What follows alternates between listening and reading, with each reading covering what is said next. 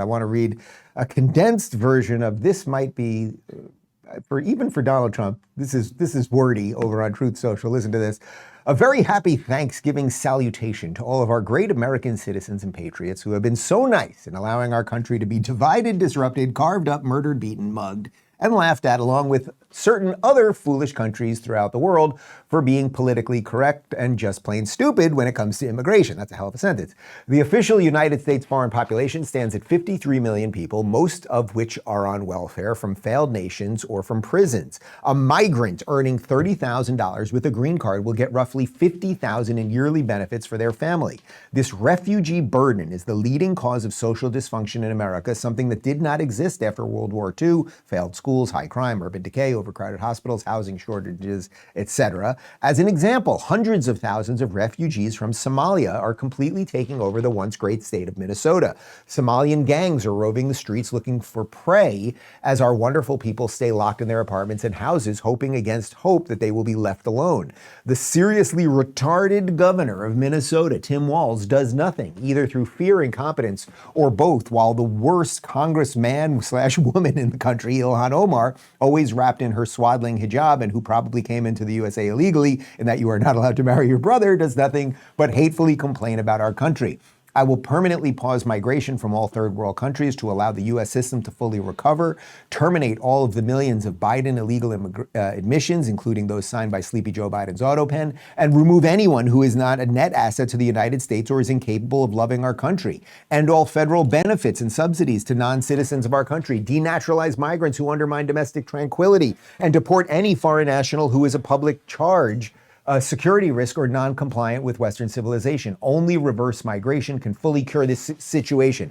I have to say, that is, it's wordy, some colorful language. That's Trump at his best. He's just telling the truth about what is going on here. We showed you a chart last week about the amount of monetary value that people coming from other countries bring in or cost America. And Somalis these are numbers in terms of the benefits they get and the value that they provide. Somalis cost America a lot of money. But also, to the backdrop of all of the craziness around terrorism and borders and Gaza and all of this lunacy, there is some reason to put a pause on everything, right? Like, get your house in order first.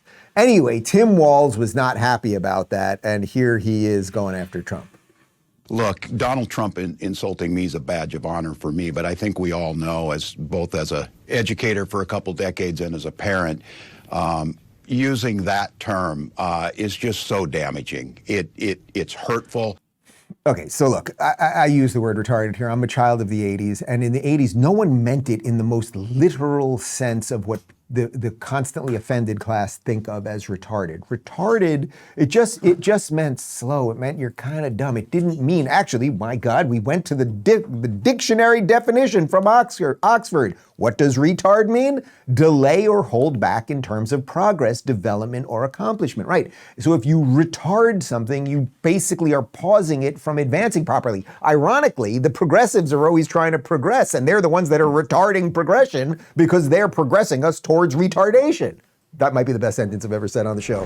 Blue Chew is basically the upgrade button for your sex life. These chewable tablets are designed to deliver stronger, harder, and longer-lasting erections without the hoops. No waiting rooms, no pharmacy lines, and no awkward doctor visits. Just a quick online consultation, and once you're approved by a licensed medical professional, Blue Chew sends your tablets straight to your door in discreet packaging.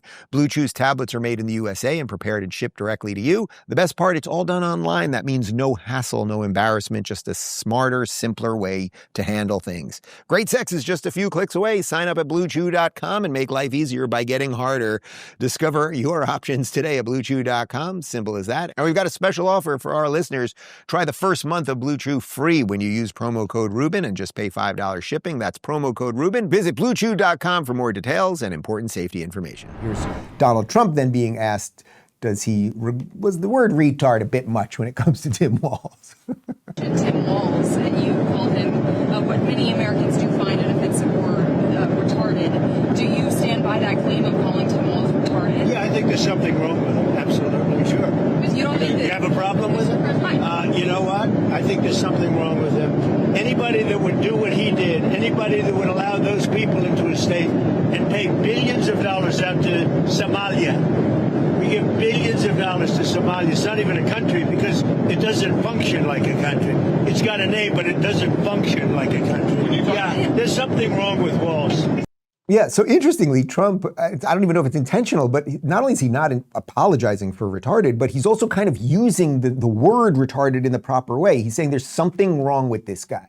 That he's retarded in his thinking of how he should be as the governor of Minnesota. It's actually true. And now it turns out, Trump is referencing this, there is a massive freaking scandal breaking right now in Minnesota that falls at the feet of Tim Walz. Listen to this from the New York Times. How fraud swamped Minnesota's social services system on Tim Walz's watch. Prosecutors say members of the Somali diaspora, a group with growing political power, were largely responsible. President Trump has drawn national attention to the scandal amid his crackdown on immigration. So you know, if the New York Times has been forced to cover something bad that a Democrat governor did, you know it's bad. And now listen to this. This is from the Minnesota Department of Human Services employees, and this is a condensed version of the tweet. They are not holding back as to what Tim Walz did. Tim Walz is 100% responsible for massive fraud in Minnesota. We let Tim Walz know of fraud early on, hoping for a partnership in stopping fraud. But no, we got the opposite response. Tim Walz systematically retaliated against whistleblowers using monitoring, threats, repression, and did his best to discredit fraud reports. Instead of partnership, we got the full weight of retaliation by Tim Walz, certain DFL members, and indifferent mainstream media. It's scary, isolating, and left us wondering who we can turn to. In addition to retaliating against whistleblowers, Tim Walz disempowered the Office of Legislative Auditor, allowing agencies to disregard their audit findings and guidance. This is a cascade of systemic failures leading up to Tim Walz. Agency leaders appointed by Tim Walz willfully disregarded rules and laws to keep fraud reports quiet, even to the extent of threatening families of whistleblowers. These same leaders are not qualified for their jobs, instead getting leadership jobs via Tim Walz's friendship.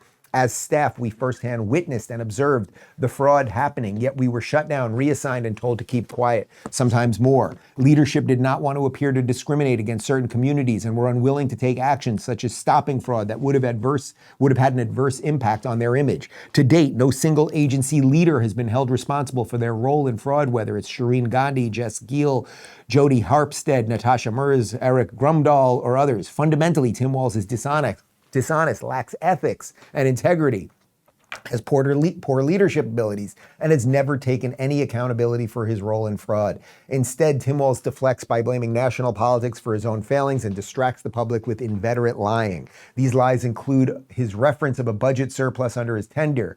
Fact is, Minnesota never had a surplus. We had been given federal ARPA funds that were conflated as surplus money. Otherwise, we'd be in a deficit. And those ARPA funds, which were meant to be temporary funds, were used to create more leadership positions for Tim Walz buddies. As such, we can't fight fraud in Minnesota alone, hence why we're appealing to the federal levels of government. We need all the help we can get as Tim Walz agency leaders have upped their brazen approach in covering up their knowledge of fraud. Thank you, New York Times, for bringing the plight of Minnesota to the national stage. I know that was a lot of reading, guys, but that is rather fascinating. In essence, Tim Walz was leading a giant money laundering scheme that now sounds like, at the very least, was funneling money to the Somali community there, but possibly even across the world to Somalia itself.